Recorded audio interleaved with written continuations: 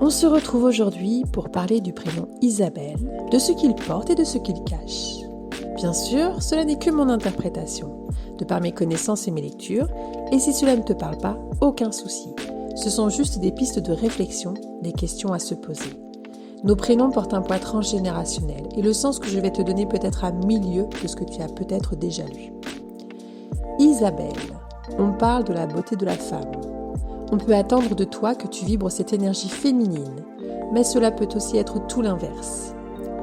Une belle femme a pu être à l'origine de séparation dans le couple, on parle de maîtresse.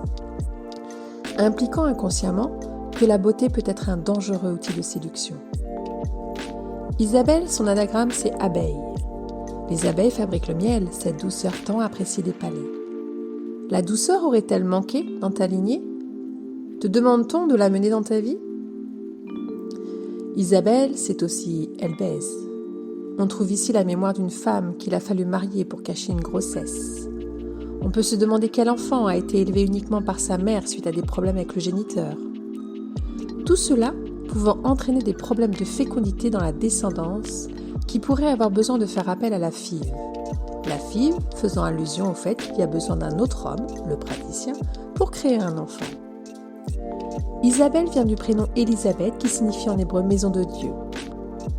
Il peut être intéressant de rechercher dans ton arbre tous les ancêtres qui ont un prénom en lien avec les saints et les apôtres, tels que Catherine, Émile, Joseph, Emmanuel et bien d'autres. Le message transgénérationnel qui te revient est d'être à l'écoute de tes besoins et de tes désirs pour t'estimer et t'aimer. On t'invite à apprendre à exprimer tes ressentis face à tes blessures. Je te laisse méditer sur tout cela et voir ce qui te parle ou pas. Mais garde bien à l'esprit que cela n'est qu'une toute petite partie de l'analyse de ton prénom, juste de quoi te questionner et ouvrir des pistes.